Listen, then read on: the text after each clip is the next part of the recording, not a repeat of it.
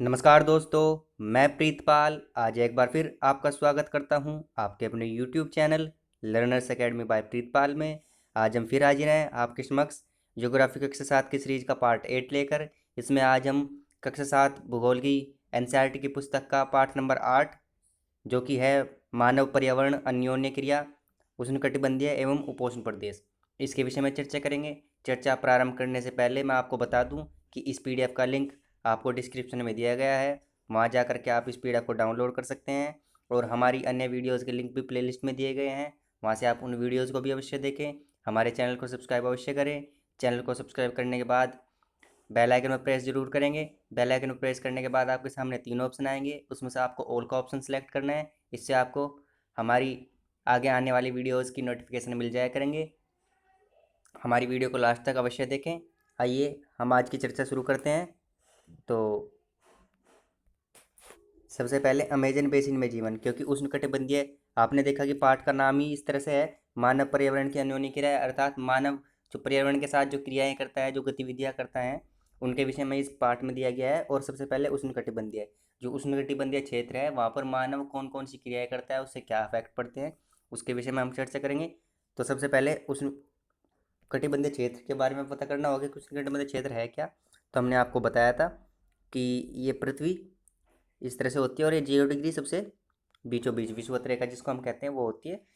और इसके दोनों ओर कर्क रेखा से लेकर के मकर रेखा तक का क्षेत्र ये उष्णकटिबंधीय क्षेत्र कहलाता है। ठीक है, अब बात करते हैं अमेजन बेसिन की। तो अमेजन बेसिन में किस तरह से जीवन होता है। अमेजन बेसिन उष्णकटिबंधीय प्रदेश कर्क रेखा और मकर रेखा के मध्य में स्थित है। ये मैंने अभी बता दिया आपको कि जो उष्णकटिबंधीय प्रदेश है वो कर्क रेखा से, ये विषुवत ये कर्क और ये मकर, तो कर्क रेखा से मकर रेखा तक के बीच का जो क्षेत्र होगा वो उष्णकटिबंधीय होगा। ठीक है, भूमध्य रेखा के 10 डिग्री उत्तर और 10 डिग्री दक्षिण के मध्य के भाग को भूमध्य रेखीय प्रदेश कहते हैं। तो भूमध्य रेखीय प्रदेश कौन सा होगा, ये 0 डिग्री हो गया, ये इधर 10 डिग्री, और ऐसे ही नीचे की तरफ दक्षिण में भी 10 डिग्री। तो ये जो बीच का क्षेत्र होगा इसको हम क्या कहते हैं, भूमध्य रेखीय प्रदेश कहते हैं। अमेजन नदी जो है वो इसी प्रदेश से होकर गुजरती है। जो अमेजन नदी है वो भूमध्य रेखीय प्रदेश अर्थात 10 डिग्री उत्तरी अक्षांश और 10 डिग्री दक्षिण अक्षांश के मध्य के क्षेत्र से होकर गुजरती है। यह पश्चिम में पर्वतों से निकलकर पूर्व में महासागर तक पहुंचती है। तो ये कहाँ से निकलती है, पश्चिम में निकलती है पर्वतों से, और फिर कहाँ चली जाती है, ये अंध महासागर में। हम दिखा देते हैं आपको इसका चित्र के माध्यम से। तो आप ये देख सकते हैं कि ये हमारी अमेजन नदी है, और ये कहाँ, ये हमारा इधर पश्चिम होता है, तो ये पश्चिम से निकल रही है देखो। और ये यहाँ पर अनेक सहायक नदियाँ फिर एक साथ मिलती हैं, और ये फिर यहाँ पर ये सागर जिसको अंध महासागर कहा गया है आपकी पुस्तक में, ये यहाँ पर जा करके मिल जाती है। ठीक है, और ये दक्षिण अमेरिका में बहती है। और इधर इसके आसपास के क्षेत्र Venezuela, Colombia, Ecuador, Peru, Paraguay, Argentina, Chile, Bolivia, ये सब इसके आसपास के क्षेत्र हैं। इसके विषय में भी आगे हम चर्चा करेंगे। तो यहाँ तक आपको समझ आ गया होगा। मुहाना, जिस स्थान पर हमने मुहाने के विषय में कई बार पहले भी कक्षाओं में जिक्र किया है, तो जिस स्थान पर कोई नदी किसी अन्य जल राशि से मिलती है, अर्थात मैंने बताया था कि जब कोई सहायक नदी मुख्य नदी से मिलेगी तो जहाँ पर मिलेगी, जो किनारा जिस किनारे पर वह दोनों नदियाँ आपस में मिलेंगी उसको हम क्या कहेंगे, मुहाना कहेंगे। या फिर कोई मुख्य नदी जब समुद्र में मिलती है तो वो एक किनारे पर मिलती है, उसको हम मुहाना कहते हैं। ठीक है ना, तो जहाँ पर कोई एक नदी किसी अन्य जल राशि से मिलती है उसे नदी का मुहाना कहते हैं। जहाँ पर उनका मिलन होगा वो जो सीमा बनाएगी उसको मुहाना कहेंगे। अमेजन नदी में बहुत सारी सहायक नदियाँ मिलकर अमेजन बेसिन का निर्माण करती है। तो बेसिन क्या होता है, बेसिन ये होता है कि एक मुख्य नदी है, इससे एक सहायक नदी इधर से मिल गई, ये इधर से मिल गई, एक इधर से मिल गई और एक इधर से मिल गई। तो ये जितने भी क्षेत्र फल में ये बहेगी उसको हम क्या कहेंगे, बेसिन कहते हैं। ये नदी बेसिन क्षेत्र हो गया कि इस मुख्य नदी से अनेक सहायक नदियाँ मिल रही हैं और ये जितने क्षेत्रफल में बह रही है उसको हम नदी बेसिन कहते हैं। तो इसी प्रकार जो हमारी अमेजन नदी है उसमें भी अनेक सहायक नदियाँ आपस में आकर के मिलती हैं, और ये फिर क्या करती हैं, एक अमेजन बेसिन का निर्माण करती है।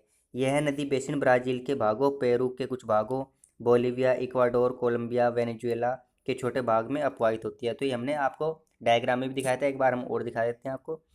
तो जैसे मैंने बात की थी अभी कि बेसिन क्या होता है, तो आप देख सकते हैं कि ये सहायक नदियाँ यहाँ से लेकर के और इधर से ऐसे होते हुए ये पूरे इस क्षेत्रफल में बहती है, तो इसको हम क्या कहेंगे, अमेजन बेसिन कहेंगे, अमेजन नदी बेसिन कह सकते हैं। और ये किन किन क्षेत्रों में बहती है, तो ये देख सकते हैं कि Bolivia, Paraguay, Ecuador, Colombia, Venezuela, Peru, Chile, ठीक है। तो ये सब इस क्षेत्रफल में ये बहती है और इन क्षेत्रों से होकर के ये नदी गुजरती है, अपवाहित होती है, ठीक है। अब अमेजन बेसिन का जो जलवायु है उसमें चर्चा करेंगे कि अमेजन बेसिन की जो जलवायु है वो किस प्रकार की है। हाँ, तो हम बात कर रहे थे जलवायु के विषय में कि अमेजन बेसिन की जलवायु है वो किस प्रकार की है, तो इसके विषय में चर्चा कर लेते हैं। क्योंकि अमेजन बेसिन जो है वो हमारा कहाँ पर है, उष्णकटिबंधीय प्रदेश में है। और उष्णकटिबंधीय प्रदेश कहाँ पर है, भूमध्य रेखा के पास का क्षेत्र। और भूमध्य रेखा पर क्या होता है, सूर्य की किरणें, जो सूर्य है उसकी किरणें क्या पड़ती हैं, सीधी पड़ती हैं। और जब सूर्य की किरणें सीधी पड़ती हैं तो वहाँ पर क्या होगा, तापमान ज़्यादा होगा। तापमान ज़्यादा होगा तो वाष्पन ज़्यादा होगा। वाष्पन ज़्यादा होगा तो वर्षा ज़्यादा होगी। वर्षा ज़्यादा होगी तो आर्द्रता ज़्यादा होगी, ठीक है। तो ये सभी चीज़ें फिर ज़्यादा हो जाती हैं। अब ये समरी में भी देख लेते हैं। पूरे वर्ष यहाँ गर्म एवं नम जलवायु रहती है। गर्म जलवायु क्यों रहती है, क्योंकि सूर्य की किरणें सीधी पड़ती हैं। और नम जलवायु क्यों रहती है, क्योंकि वाष्पन हमेशा चलता रहता है। और जितना ज़्यादा वाष्पन होगा उतनी वायु के अंदर जलवाष्प धारण करने की क्षमता अधिक होगी। और जब जलवाष्प ज़्यादा होगा वायु के अंदर तो आर्द्रता स्वतः ही ज़्यादा हो जाएगी। यहाँ मौसम दिन और रात दोनों ही समय लगभग समान रूप से गर्म और आर्द्र होता है। तो दिन में भी गर्म होता है और रात को भी गर्म होता है। और वायु हमेशा आर्द्र रहती है, यानी कि नम रहती है। जलवाष्प की मात्रा जो होती है वायु के अंदर वो हमेशा ज़्यादा रहती है। शरीर में चिपचिपाहट महसूस होती है, क्योंकि जब वायु में आर्द्रता ज़्यादा होगी या जलवाष्प ज़्यादा होगी तो शरीर में चिपचिपाहट भी महसूस आपको होगी। इस प्रदेश में लगभग प्रतिदिन वर्षा होती है, क्योंकि तापमान ज़्यादा होने की वजह से जलवाष्प ज़्यादा, वाष्पन ज़्यादा होता है। और वाष्पन ज़्यादा होने से वायुमंडल में जो आर्द्रता है वो ज़्यादा बढ़ जाती है। और जब फिर वो जलवाष्प संघनित हो जाती है ठंडी होकर के, तो फिर वो वर्षा का रूप ले लेती है। तो यहाँ पर वर्षा भी दिन प्रतिदिन प्रतिदिन जरूर होती है, ठीक है ना। रोज़ या डेली एक बार आपको वर्षा जरूर देखने को मिल जाएगी, बिना किसी पूर्व चेतावनी के। कोई चेतावनी नहीं दी जाती, क्योंकि ये ऐसा क्षेत्र है यहाँ पर वर्षा हमेशा होती रहती है। दिन का तापमान उच्च एवं आर्द्रता अति उच्च होती है। तो जो दिन का तापमान होता है, क्योंकि सूर्य की किरणें सीधी पड़ती रहती हैं तो वो उच्च तो होगा ही, लेकिन आर्द्रता भी उच्च रहती है। रात के तापमान थोड़ा कम हो जाता है, क्योंकि सूर्य की किरणें उस क्षेत्र में पड़ना कम हो जाती है, तो इसलिए रात का जो तापमान होगा वो थोड़ा कम हो जाएगा। लेकिन आर्द्रता जो है वो ऐसी ही बनी रहेगी, क्योंकि जो जलवाष्प वायु के अंदर है वो ऐसी की ऐसी ही रहती है, ठीक है। अब इसको वर्षावन क्यों कहा जाता है, ये बात भी है कि वर्षावन अमेजन बेसिन को हम क्यों कहते हैं। तो आप ये देख सकते हैं, इन प्रदेशों में अत्यधिक वर्षा के कारण यहाँ की भूमि पर सघन वन उग जाते हैं। क्योंकि यहाँ पर अत्यधिक वर्षा होती है, उष्णकटिबंधीय क्षेत्र जो है जिसमें अमेजन बेसिन है, तो अमेजन बेसिन के जो क्षेत्र है वहाँ पर क्या होती है, वर्षा अधिक होती है। वर्षा अधिक होने की वजह से हम इसको क्या कहते हैं, वर्षावन भी कह सकते हैं। और जो यहाँ पर वन उगते हैं अमेजन बेसिन के क्षेत्र में, जो वन उगते हैं वो कैसे होते हैं कि यहाँ की भूमि पर सघन वन पाए जाते हैं। यानी कि जो वृक्ष होंगे या जो पेड़ पौधे होंगे वो उनके पास पास होते हैं। वन इतने सघन होते हैं कि पत्तियों तथा शाखाओं से छत सी बन जाती है। तो यहाँ के वन किस प्रकार के होते हैं, वन इस प्रकार के होते हैं कि पास पास होंगे। जैसे ये वृक्ष हो गया, ये वृक्ष हो गया, ये वृक्ष हो गया, तो ये ज़्यादा पास है तो ये एक छत का रूप ले लेते हैं, जिससे कि जो सूर्य की किरणें हैं वो नीचे ज़मीन तक नहीं पहुँच पाती है, ठीक है। ये हमने बता दिया, सूर्य का प्रकाश धरती तक नहीं पहुंच पाता है। यहाँ की भूमि प्रकाश रहित एवं नम बनी रहती है, क्योंकि जब सूर्य की किरणें ही पृथ्वी की सतह तक नहीं पहुंच पाएंगी तो वहाँ पर क्या होगा, प्रकाश रहित होगा, प्रकाश जमीन तक नहीं पहुँचेगा। और जो नम, क्योंकि जब प्रकाश जमीन तक नहीं पहुँचेगा तो जो भूमि में नमी है वो भी वाष्पन की क्रिया द्वारा दूर नहीं होगी, तो वो जो भूमि की नमी है वो भी बनी रहती है। यहाँ केवल वही वनस्पति पनप सकती है जिसमें छाया में बढ़ने की क्षमता हो। अर्थात जिन्हें सूर्य की रोशनी की आवश्यकता होती है वो वनस्पति यहाँ पर या वो पेड़ पौधे यहाँ पर नहीं मिलते हैं। यहाँ पर वही वनस्पति पैदा हो सकती हैं जो छाया में बढ़ सकती हैं।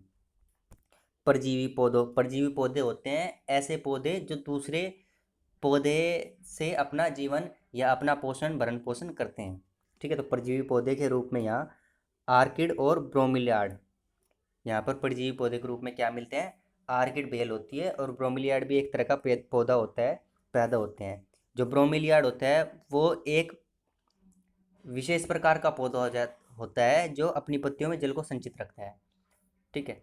एक जो ब्रोमिलियाड है वो ऐसा पौधा है जो पत्तियों में जल को इकट्ठा रखता है। और इस इकट्ठे जल का जो प्रयोग है मेंढक अपने अंडों को देने के लिए करते हैं। इसकी बात हम आगे जब अन्य महत्वपूर्ण तथ्य पढ़ेंगे उसमें चर्चा करेंगे अच्छे से। तो यहाँ पर परजीवी पौधे मिलते हैं कौन कौन से, आर्किड और ब्रोमीलियाड। कहाँ पर, अमेजन बेसिन में। वर्षावन में प्राणी जात की प्रचुरता है। तो जो ये अमेजन बेसिन है यहाँ पर अनेक प्रकार के प्राणी आपको देखने को मिल जाते हैं, जैसे टूकन पक्षी है, गुंजन पक्षी, रंगीन पक्षित वाले पक्षी। रंगीन पक्ष जो पर हैं जिनके, वो पक्षी मिल जाते हैं। और भोजन के लिए बड़ी चोंच वाले विभिन्न प्रकार के पक्षी जो भारत में पाए जाने वाले पक्षियों से भिन्न होते हैं। यहाँ पर पाए जाने वाले आएगा, भारत में पाए जाने वाले पक्षियों से भिन्न होते हैं। अर्थात टोकन पक्षी मिलता है यहाँ पर, गुंजन पक्षी मिलता है, रंगीन पर वाले पक्षी मिलेंगे और बड़ी चोंच वाले जो भारत में नहीं पाए जाते। ऐसे पक्षी जो भारत में नहीं पाए जाते वो पक्षी भी यहाँ पर मिल जाएंगे। प्राणियों में बंदर, स्लोथ एवं चींटी खाने वाले टैपी।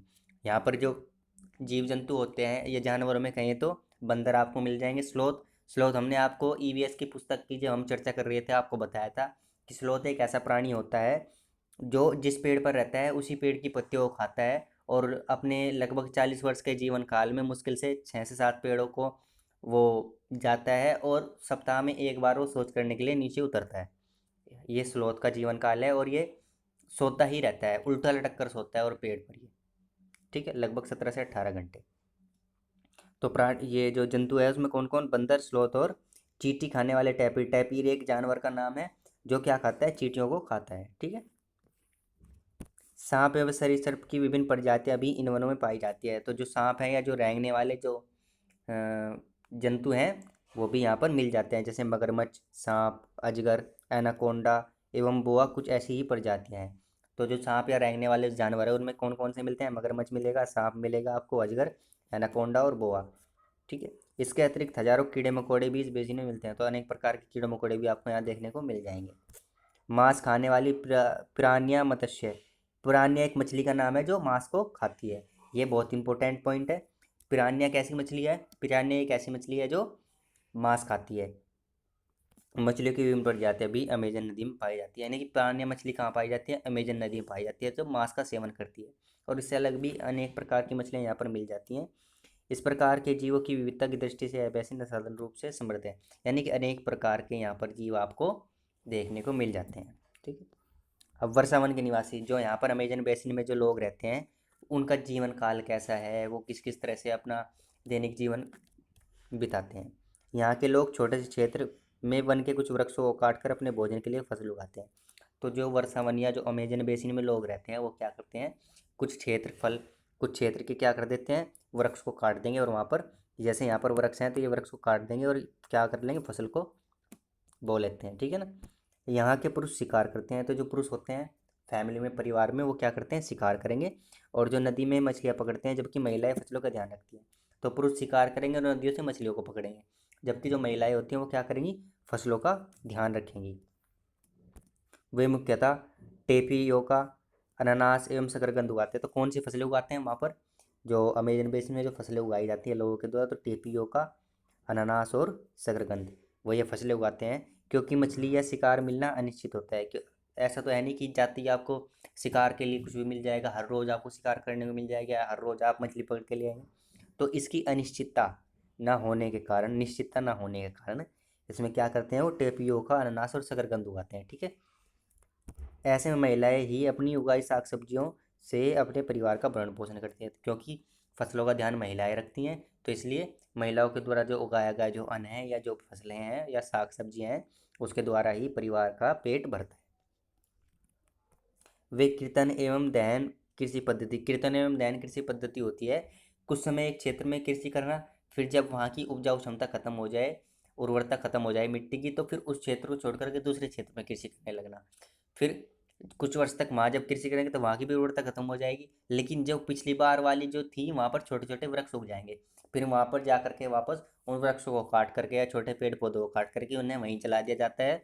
जो जलाई हुई राख होती है वो मिट्टी में ऐसे ही मिला दी जाती है, जिससे खाद लगता है, ठीक है, जो खाद का कार्य करती है। फिर से वहाँ पर कृषि की जाती है, इसको हम कीर्तन एवं दहन कृषि कहते हैं, ठीक है। ये हम आगे पढ़ेंगे जब हम अन्य महत्वपूर्ण तथ्य जो पढ़ते हैं तो उसमें हम ये डिस्कस करेंगे।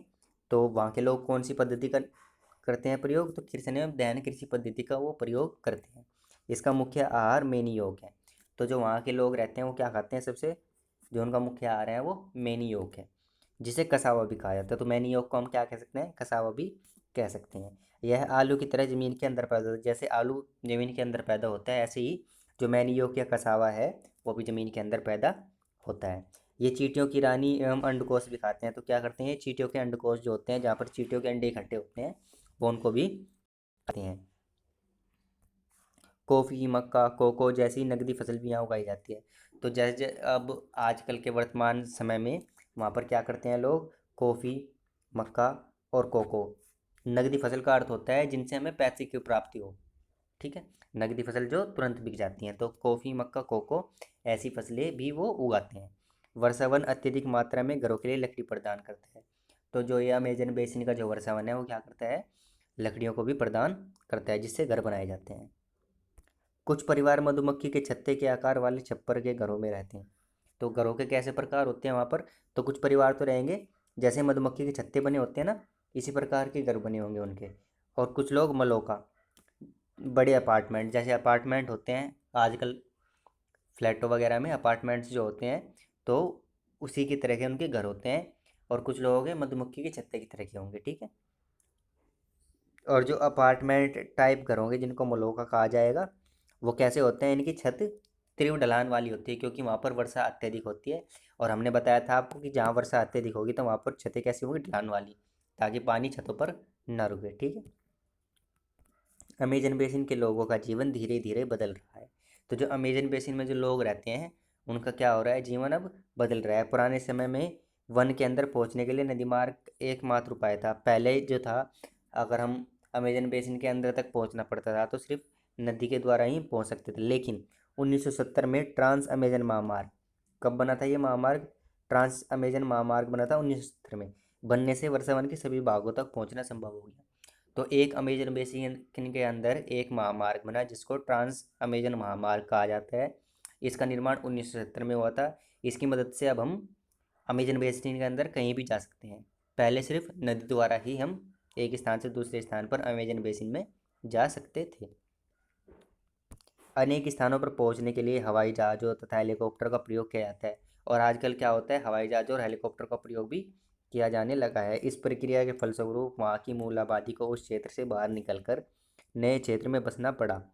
और इसके लिए, क्योंकि बाहर के मनुष्यों ने वहाँ पर जो है इंटरफेयर किया उन लोगों के साथ, उन लोगों की जीवन क्रिया में जो वो जीवन जी रहे थे उसमें बाहर के लोगों का इंटरफेयर हुआ। इससे जो वहाँ रहने वाले लोग थे वो वहाँ छोड़ करके वहाँ उस स्थान को अब दूसरे स्थान पर जाकर रहने लगे हैं। वे अपने पौराणिक तरीके से खेती करते हैं। तो जिस प्रकार से उनको खेती वो पुराने तरीके से ही अपनी कर रहे हैं, वो किसी भी तकनीक का यूज नहीं करते हैं। जिस प्रकार से उन्हें पूर्वज उनके सिखा कर गए थे वो उसी प्रकार से अपनी खेती करते हैं। विकास की गतिविधियों के कारण जैविक विविधता वाले वर्षावन धीरे धीरे नष्ट हो रहे हैं। तो जैसे जैसे विकास हो रहा है ऐसे ऐसे जो वन है हमारे, जैसे अमेजन बेसिन है या अनेक वर्षावन है, वो धीरे धीरे कम हो रहे हैं। वो तो हमने आपको पता ही है। ऐसा अनुमान है कि प्रतिवर्ष अमेजन बेसिन के वर्षावन का बड़ा भाग लुप्त होता जा रहा है। तो अमेजन बेसिन पहले अगर इस क्षेत्र इतने क्षेत्र में था तो फिर कम हो गया और कम हो रहा है धीरे धीरे। ठीक है ना, वर्षा के कारण।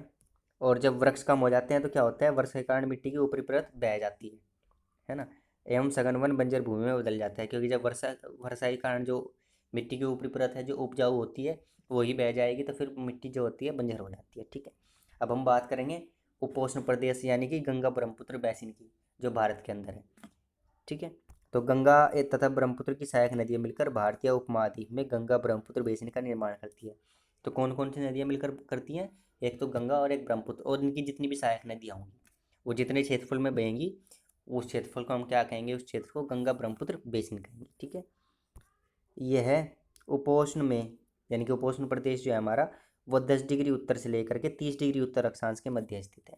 ठीक है, 10 डिग्री से लेकर के 30 डिग्री उत्तरी अक्षांश के मध्य स्थित है। जैसे अमेजन बेसिन कहाँ था, 10 डिग्री उत्तर से 10 डिग्री दक्षिण तक, और ये कहाँ से है, 10 डिग्री उत्तर से 30 डिग्री उत्तर तक ही है, ये उत्तर में है। अब इन दोनों की जो सहायक नदियाँ वो कौन कौन सी है, घाघरा, सोन, चंबल, गंडक, कोसी जैसी सहायक नदियाँ तथा ब्रह्मपुत्र की सहायक नदियाँ इसमें प्रवाहित होती है। जो ये बेसिन है हमारा गंगा ब्रह्मपुत्र बेसिन, तो इसमें कौन कौन सी सहायक नदियाँ प्रवाहित होती हैं? तो घाघरा, सोन, चंबल, गंडक, ये याद रखेंगे आप। ये कोसी, ये क्या है? गंगा की सहायक नदियाँ और ब्रह्मपुत्र की कुछ सहायक नदियाँ मिलकर क्या करती हैं? इस बेसिन का निर्माण करती हैं। ठीक है, आगे बात करते हैं। गंगा एवं ब्रह्मपुत्र के मैदान, पर्वत एवं हिमालय के गिरिपाद तथा सुंदरवन डेल्टा इस बेसिन की मुख्य विशेषताएं हैं। तो जो गंगा और ब्रह्मपुत्र नदियाँ हैं वो क्या करती हैं? मैदानों का निर्माण करेंगी। तो पहली बात तो ये पर्वतों से निकलती हैं। दूसरी बात ये हिमालय गिरिपाद यानी कि हिमालय का जो निचला हिस्सा है, जो हिमालय जैसे हिमालय है, तो हिमालय का जो ये वाला हिस्सा है इसको हम गिरिपाद कहते हैं, ये इसका निर्माण करती हैं। और सुंदरवन डेल्टा, क्योंकि जब ये गंगा और ब्रह्मपुत्र नदियाँ आपस में मिल करके बंगाल की खाड़ी में गिरती हैं तो वहाँ पर गिरने से पूर्व ये एक डेल्टा का निर्माण करती हैं, जिसको हम सुंदरवन डेल्टा कहते हैं। तो ये इस बेसिन की 4-5 जो है मुख्य विशेषताएं हैं कि इस बेसिन में क्या मिलेंगे? आपको मैदान मिलेगा, इस बेसिन में आपको पर्वत भी मिलेंगे क्योंकि पर्वतों से निकलती है, इस बेसिन में आपको हिमालय गिरिपाद भी मिलेगा, हिमालय का निचला हिस्सा भी मिलेगा। ठीक है, क्योंकि वहाँ से प्रवाहित होकर आती है, और ये सुंदरवन डेल्टा का भी निर्माण करती है। तो इस जो गंगा ब्रह्मपुत्र बेसिन है इसकी ये विशेषताएं थी। हम आपको दिखा देते हैं एक बार चित्र गंगा ब्रह्मपुत्र बेसिन का। आप ये देख सकते हैं कि ये गंगा और ब्रह्मपुत्र, ये देख सकते हैं कि ये गंगा नदी है इस तरफ, ये ब्रह्मपुत्र नदी है। ये क्या कर रही है? इसकी सहायक नदियाँ मिल करके इस क्षेत्र का निर्माण कर रही है। तो ये यहाँ पहाड़ों से निकलती हैं, तो पर्वत हो गया एक तो इसकी विशेषता। फिर यहाँ पर हिमालय है क्योंकि, तो हिमालय का नीचे गिरिपाद भी हो जाएगा, है ना। हिमालय का निचला हिस्सा जहाँ से हिमालय का जो उत्थान है वो शुरू होता है। ठीक है ना, जो ऊंचाई है हिमालय की, जो ढलान है वो शुरू होता है, तो उसको हम या हिमालय के चरण बोल लें। ठीक है, तो ये हमारा जो हिमालय गिरिपाद है ये कहा जाता है। फिर ये जो एक मैदान का निर्माण करती है जिसको गंगा ब्रह्मपुत्र मैदान कहते हैं। ये दोनों नदियाँ जब बंगाल की खाड़ी में गिरती हैं यहाँ से होकर के, तो यहाँ पर ये एक डेल्टा का निर्माण करती है जिसको हम सुंदरवन डेल्टा कहते हैं। ठीक है, ये याद रखेंगे आप। और ये आप देख सकते हैं कि ये कहाँ से कहाँ तक फैली हुई है, तो ये आपका 10 डिग्री से लेकर के और 30 डिग्री तक। ठीक है, आगे बात करते हैं। मैदानी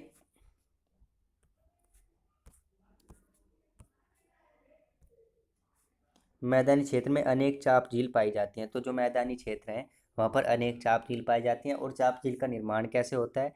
तो हमने आपको बताया भी था, एक बार और हम बता देते हैं आपको कि जब कोई भी नदी मैदानी क्षेत्र में प्रवेश करती है तो वो किस तरह से बहती है? इस तरह से विसर्पण करती हुई बहती है। और तो जब वो विसर्पण करती हुई बहेगी तो क्या होगा? जब वो विसर्पण करती हुई बहती है तो ये इसके जो ये विसर्प लूप हैं ये पास पास आने शुरू हो जाते हैं। जब विसर्प लूप इस तरह से बहुत ज़्यादा पास आ जाते हैं तो फिर ये क्या करते हैं? दोनों विसर्प लूप मिल करके एक झील का निर्माण करते हैं। और ये झील इस तरह से,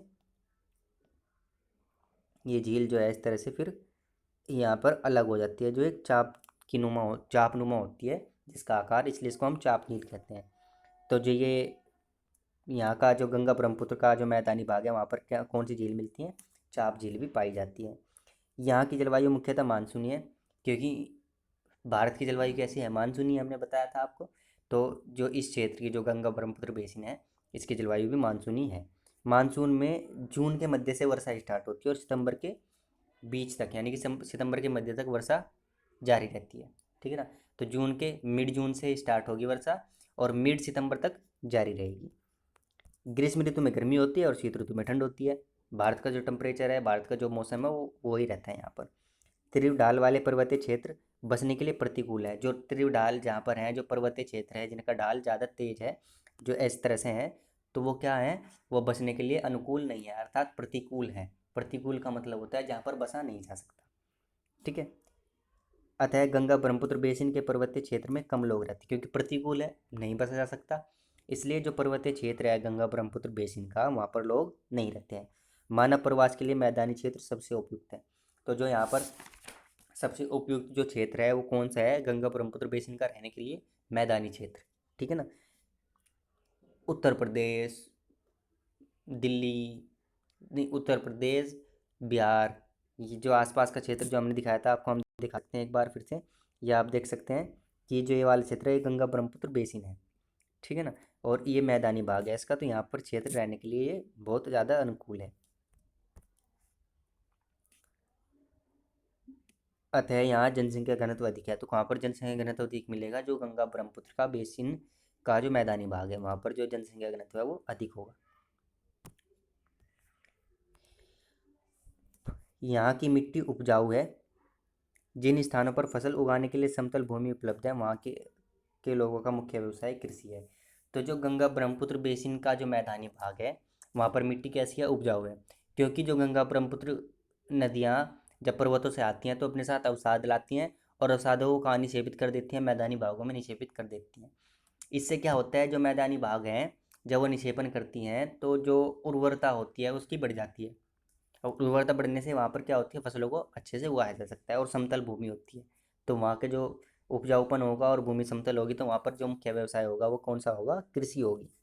धान यहाँ की मुख्य फसल है। तो जो गंगा ब्रह्मपुत्र बेसिन में जो सबसे मुख्य फसल कौन सी उगाई जाती है? धान उगाई जाती है।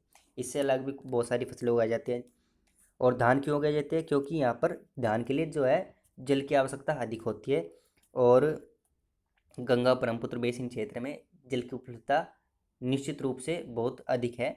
तो यहाँ पर धान की फसल ज़्यादा उगाई जाती है और इस क्षेत्र में क्या होता है? वर्षा भी अधिक होती है। ठीक है।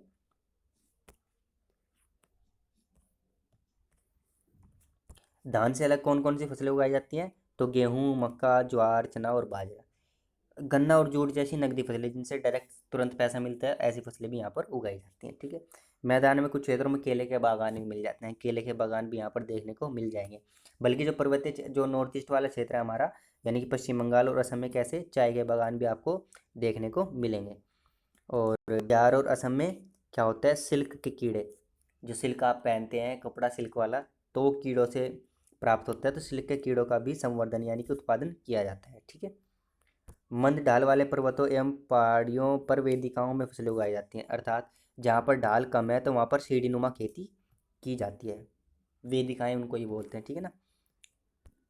विभिन्न भू आकृतियों के अनुसार वनस्पति में भी विभिन्नता पाई जाती है। क्योंकि अनेक प्रकार की भू आकृतियाँ यहाँ पर इस क्षेत्र में आपको देखने को मिल जाएंगी। पर्वत भी मिलेंगे। ठीक है। और गिरिपाद जैसे मैंने बताया, डेल्टा भी मिलेगा, है ना। समुद्री भाग भी तो है, समुद्र के पास का हिस्सा जहाँ पर डेल्टा का निर्माण होता है। और आपको मैदान भी देखने को मिलेंगे। इस वजह से यहाँ पर जो वनस्पतियाँ हैं वो भी अलग अलग प्रकार की आपको देखने को मिलेंगी। गंगा ब्रह्मपुत्र मैदानों में सागवान, साखू, पीपल के साथ उष्णकटिबंधीय पर्णपाती वन। तो हमने आपको बताया था जो भारत का जो मैदानी भाग है वहाँ पर कौन से वन पाए जाते हैं? उष्णकटिबंधीय पर्णपाती वन पाए जाते हैं, जो अपनी पत्तियों को वर्ष में एक बार जरूर गिराते हैं और एक साथ गिराते हैं। शुष्क मौसम के अंदर, गर्मी के मौसम में वो अपनी पत्तियों को गिरा देते हैं, इसलिए इसको उष्णकटिबंधीय पर्णपाती वन कहा जाता है। ठीक है। तो यहाँ पर कौन कौन से वृक्ष हैं? जो मैदानी भाग में कौन कौन से वृक्ष मिलते हैं? सागवान, साखू, पीपल, नीम है इससे अलग। ठीक है ना। जो उत्तर प्रदेश और आपका बिहार, झारखंड और ये आपका पंजाब, हरियाणा जो ये क्षेत्र है, यहाँ पर आपको जितने वृक्ष देखने को मिलेंगे आप उनके नाम लिख सकते हैं। ये तो था आपका गंगा ब्रह्मपुत्र मैदान में जो वनस्पति मिलेगी। तो कौन सी वनस्पति मिलेगी? उष्णकटिबंधीय पर्णपाती। ब्रह्मपुत्र का जो मैदानी भाग है, जो अकेली जो ब्रह्मपुत्र नदी है वो बनाती है जो मैदानी भाग, उसमें को क्या मिलता है? घने बांस मिलते हैं। बांस वहाँ पर बांस की खेती या बांस जो है वनस्पति के रूप में आपको मिल जाएंगे। जो डेल्टा क्षेत्र है वहाँ पर मैनग्रोव वन, जो डेल्टा क्षेत्र होते हैं वहाँ पर कैसे वन उगते हैं? Mangrove one. और मैनग्रोव वन कहाँ होते हैं? जहाँ पर खारा पानी होगा। और खारा पानी कहाँ होगा? समुद्र के नज़दीक। और डेल्टा का निर्माण भी कहाँ होता है? समुद्र के नज़दीक। ठीक है। उत्तराखंड, सिक्किम, अरुणाचल प्रदेश, क्योंकि ये थोड़ा सा पहाड़ी क्षेत्र है तो यहाँ पर क्या होता है? जलवायु एवं तीव्र ढाल वाले भागों में, कहाँ पर? उत्तराखंड, सिक्किम और अरुणाचल प्रदेश के तीव्र ढाल वाले भागों में चीड़, देवदार एवं फर, तीन पेड़ के नाम बताए गए हैं, चीड़, देवदार और फर। ये क्या होते हैं? शंकुधारी पेड़ देखने को मिलते हैं। क्योंकि हमने बताया था आपको जब वनस्पति पढ़ा रहे थे भारत की छठी कक्षा में, तो भारत के जो पर्वतीय प्रदेश हैं वहाँ पर शंकुधारी वन मिलेंगे, जिनका आकार कैसा होगा? शंकु के आकार का होता है। ऐसे वृक्ष देखने को मिलते हैं। तो ये जो उत्तराखंड, सिक्किम और अरुणाचल प्रदेश है यहाँ पर भी कौन से वृक्ष मिलेंगे आपको? शंकुधारी वृक्ष मिलेंगे, जिनमें चीड़, देवदार और फर जैसी प्रजातियाँ पाई जाती हैं। बेसिन में विभिन्न प्रकार के वन्य जीव भी पाए जाते हैं। तो जो गंगा ब्रह्मपुत्र बेसिन है उसमें अनेक प्रकार के कैसे जो जीव हैं, जो जीव जंतु हैं वो भी आपको देखने को मिल जाएंगे, जिसमें हाथी, बाघ, हिरन, बंदर ये सब आम है। एक सींग वाला गैंडा कहाँ मिलता है? ब्रह्मपुत्र मैदान में। ये इंपॉर्टेंट है। एक सींग वाला गैंडा कहाँ पर? ब्रह्मपुत्र का मैदान में। और जो डेल्टा क्षेत्र है जो सुंदरवन है आपका, जो डेल्टा क्षेत्र है वो कहाँ, वहाँ पर क्या मिलेगा, बंगाल टाइगर, मगरमच्छ और घड़ियाल। ठीक है, इंपॉर्टेंट पॉइंट। नदी के साफ जल झील और बंगाल की खाड़ी में, जो नदी का साफ जल होता है यानी गंगा और ब्रह्मपुत्र के जल में, नदी में, और जो उनके जल से झील का निर्माण हुआ उनमें, और जो बंगाल की खाड़ी है वहाँ पर जलीय जीव भी पाए जाते हैं यहाँ पर। ठीक है ना, क्या पाए जाते हैं, जल में रहने वाले जीव अर्थात जलीय जीव भी इन क्षेत्रों में पाए जाते हैं। जैसे जिनमें सबसे महत्वपूर्ण कौन कौन सी मछलियाँ हैं, रोहू, कतला और हिल्सा। ये जो तीनों हैं ये क्या है, मछलियों की प्रजाति हैं। ये सबसे प्रमुख प्रजातियां हैं जो गंगा ब्रह्मपुत्र जो बेसिन है उसके जल में पाई जाती हैं, तो रोहू, कतला और हिल्सा। ठीक है, ये इंपॉर्टेंट पॉइंट है ये वाला। मछली एवं चावल इस क्षेत्र में रहने वाले लोगों का मुख्य आहार। तो जहाँ पर मछली का जो है, जो गंगा ब्रह्मपुत्र बेसिन है उसके जल में जहाँ पर मछलियों की अधिकता होगी तो वहाँ पर जो लोगों का भोजन होगा वो क्या होगा, मछली और चावल। गंगा ब्रह्मपुत्र के मैदानों में कई बड़े शहर एवं कस्बे स्थित हैं।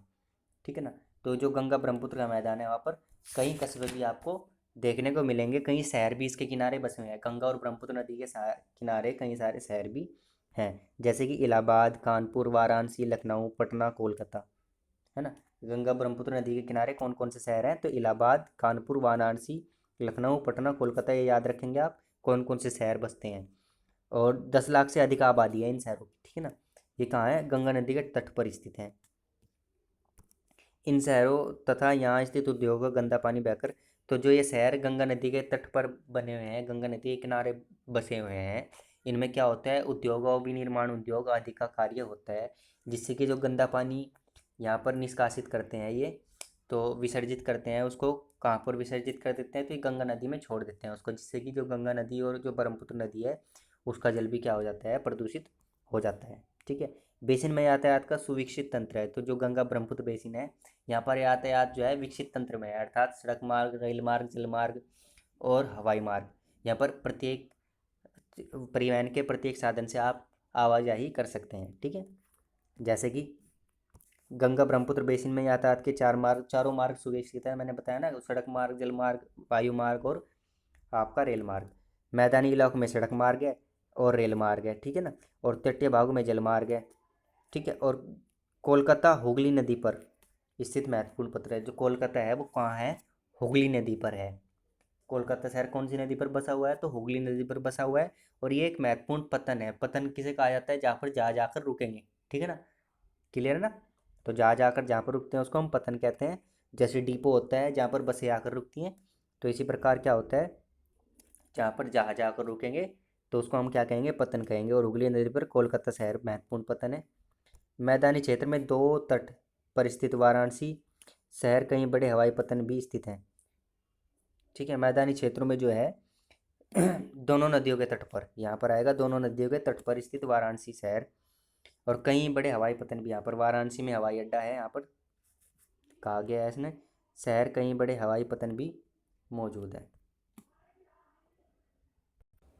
अच्छा सॉरी, ये थोड़ा गलत हो गया है यहाँ पर, तो आप ये दोबारा से देखेंगे। जो मैदानी क्षेत्र है वहाँ पर मैदानी क्षेत्र में कई बड़े हवाई पतन भी स्थित हैं, ये आपका नहीं आएगा यहाँ पर, ये ऐसा नहीं आएगा, सिर्फ ये आएगा मैदानी क्षेत्र में कई बड़े हवाई पतन भी स्थित हैं। पर्यटन इस बेसिन की एक महत्वपूर्ण क्रिया है। तो जो पर्यटन है, जो लोग जो टूरिस्ट होते हैं वो यहाँ पर चीज़ों को या घूमने फिरने के लिए यहाँ पर आते हैं। ठीक है, तो जो गंगा ब्रह्मपुत्र बेसिन है वहाँ पर पर्यटन भी महत्वपूर्ण क्रिया है। यहाँ पर अनेक आपको जो गंगा ब्रह्मपुत्र बेसिन है अनेक हेरिटेज भी देखने को मिल जाएंगे, जैसे कि आगरा में के यमुना के किनारे स्थित ताजमहल। तो जो आगरा में यमुना है, नदी है, उसके किनारे पर ताजमहल है, हेरिटेज है ये हमारा। इलाहाबाद में गंगा और यमुना नदी का संगम है जिसको देखने के लिए लोग आते हैं। उत्तर प्रदेश और बिहार में बौद्ध स्तूप है। लखनऊ का इमामबाड़ा, असम का कांजीरंगा और मानस वन्य प्राणी अभयारण्य, और अरुणाचल प्रदेश की विशिष्ट जनजातीय संस्कृति। अरुणाचल प्रदेश में क्या है, विशिष्ट जनजातीय संस्कृति देखने को मिलती है। इनको देखने के लिए लोग बाहर से इस बेसिन में आते हैं। तो आप ये याद रखें कि पर्यटन क्षेत्र कौन कौन से हैं यहाँ पर, यमुना के किनारे ताजमहल, इलाहाबाद में गंगा जमुना का संगम, उत्तर प्रदेश एवं बिहार में बौद्ध स्तूप है, लखनऊ का इमामबाड़ा, असम का कांजीरंगा और मानस वन्य प्राणी क्षेत्र, और अरुणाचल प्रदेश में कौन सा क्षेत्र है, अरुणाचल प्रदेश में क्या है, विशिष्ट जनजातीय संस्कृति, ठीक है ना। अब बात करते हैं कुछ अन्य महत्वपूर्ण तथ्यों की जो आपके एग्जाम पॉइंट ऑफ व्यू से बहुत ज़्यादा इंपॉर्टेंट होते हैं, इनको आप बहुत गौर से देखिएगा। अब इस जो ये मैं बताऊंगा, पहला है कि अमेजन जो बेसिन है उसका नाम अमेजन ही क्यों पड़ा, ठीक है ना। अमेजन नदी का नाम अमेजन क्यों पड़ा, जब स्पेन के अन्वेषकों यानी कि जो खोजकर्ता होते हैं, जब वो इस नदी की खोज में गए, खोज की, ठीक है ना, जो खोजकर्ताओं ने, स्पेन के खोजकर्ताओं ने इस नदी की खोज की थी, तो जब वो उसकी खोज कर रहे थे, तब सुरक्षा कवच एवं घास के शर्ट पहने कुछ स्थानीय आदिवासियों ने उन पर आक्रमण किया। तो जो वहाँ पर अमेजन बेसिन में जो लोग रहते थे, कुछ आदिवासी जनजाति रहती थी जो सिर पर कुछ अपना सुरक्षा कवच बांधे हुए थे और घास की स्कर्ट पहने हुए थे। उन्होंने क्या किया, जो खोजकर्ता थे उन पर आक्रमण कर दिया, और इन आक्रमणकारियों ने उन्हें प्राचीन रोमन साम्राज्य के अमेजोन्स नामक महिला योद्धाओं के आक्रामक समूह की याद दिला दी। तो जब उन पर आक्रमण हुआ तो उन्हें एक अमेजोन्स नामक जनजाति है महिला योद्धाओं की, उसकी याद आ गई, इसलिए इस नदी का नाम अमेजन नदी पड़ा। आगे बात करते हैं सहायक नदियों के विषय में। तो यह छोटी नदियाँ होती हैं जो मुख्य नदी में मिलती है। तो सहायक नदियाँ जो होती हैं वो मुख्य नदी में आकर के मिल जाती हैं, इस प्रकार से किसी भी दिशा से आकर के मिलती हैं और अपना जल मुख्य नदी में दे देती हैं। तो जो सहायक नदियाँ होती हैं वो किसी भी दिशा से आकर के मुख्य नदी में, ये मुख्य नदी है, एक बार और देख लेते हैं, ये मुख्य नदी है इस तरह से, और इसमें किसी भी दिशा से आकर के जो छोटी छोटी नदियाँ आकर के मिल जाएंगी, तो इसको हम क्या कहेंगे, सहायक नदियाँ कहेंगे। और ये अपने जल को क्या दे देती है, मुख्य नदी को दे देती हैं, ठीक है ना। ये इसमें भी ये लिखा हुआ है, छोटी नदियाँ होती है जो मुख्य नदी में मिलती है। मुख्य नदी अपनी सहायक नदियों के साथ जिस क्षेत्र के पानी को बहाकर ले जाती है उसका, वह उसका बेसिन और जल संग्रहण क्षेत्र कहा जाता है। अर्थात जब ये नदियाँ आपस में इस तरह से मिलेंगी तो ये जहाँ जितने भी क्षेत्र में बहेंगी उसको हम क्या कहते हैं, बेसिन कहते हैं, ठीक है। अमेजन बेसिन विश्व का सबसे बड़ा नदी बेसिन है। तो जो विश्व का सबसे बड़ा नदी बेसिन है वो कौन सा है, अमेजन नदी बेसिन, ठीक है ना।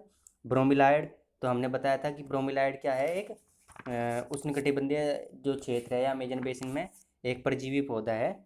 और ये क्या होता है, यह एक विशेष प्रकार का पौधा है जो अपनी पत्तियों में जल को संचित रखता है, अर्थात ये अपनी पत्तियों में जल को इकट्ठा कर लेता है। मेंढक जैसे प्राणी इन जल के पॉकेट यानी कि जो जल इकट्ठा हुआ रहता है उसका क्या करते हैं, उपयोग अंडा देने के लिए करते हैं, ठीक है ना। तो मेंढक इन पत्तियों के जल में अंडे देते हैं। कीर्तन और दहन कृषि की पद्धति जो हमने बताई थी, जो अमेजन बेसिन में की जाती है, तो उसको भी हम देख लेते हैं क्या है।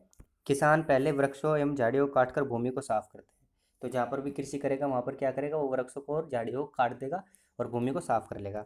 फिर इनको जलाया जाता है, वहीं पर जला देगा उसको, जिससे पोषक तत्व तो मिट्टी मिल जाता है, जो राख है वो मिट्टी के अंदर मिल जाएगी, जिससे जो खाद का रूप है वो राख जो है ले लेती है। और इस साफ भूमि पर कुछ वर्षों तक फसल पैदा की जाती है। तो जो साफ भूमि की उसने, उस पर कुछ वर्षों तक फसल पैदा वो करेगा।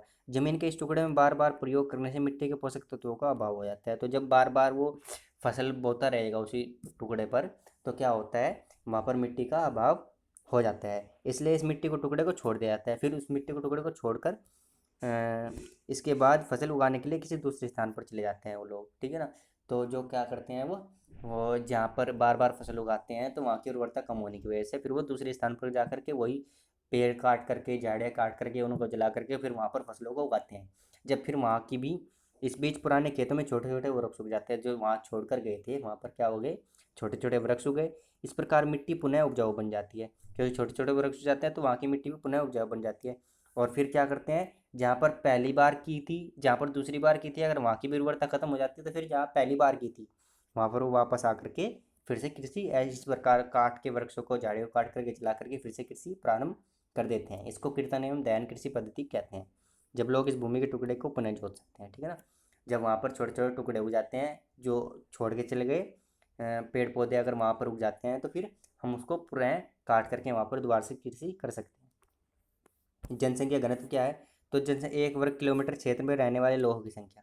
जनसंख्या घनत्व क्या है, तो 1 किलोमीटर क्षेत्र जो है, 1 किलोमीटर स्क्वायर जो क्षेत्र होगा ये, ठीक है, एक इधर से एक इधर से एक इधर से एक इधर से, तो ये जो क्षेत्र है इसमें जितनी भी जनसंख्या रहेगी इसको हम क्या कहेंगे, जनसंख्या घनत्व कहेंगे। तो जैसे कि उत्तराखंड का जो जनसंख्या घनत्व है कितना है, 189, पश्चिम बंगाल का 1029 और बिहार का 1102, ठीक है, याद रखेंगे। आगे बात करते हैं वेदिकाओं का वेदिकाओं का निर्माण खड़ी ढलानों पर समतल सतह बनाकर कृषि करने के लिए किया जाता है। तो जो वेदिकाएं हैं, जो सीढ़ी बनाई जाती हैं, वो कहाँ बनाई जाती हैं? जैसे खड़े ढाल वाले हैं तो यहाँ पर क्या करेंगे, सीढ़ी नुमा खेत बना करके कृषि की जाएगी। ढलान को इसलिए हटाया जाता है कि जल का प्रवाह तीव्रता से ना हो।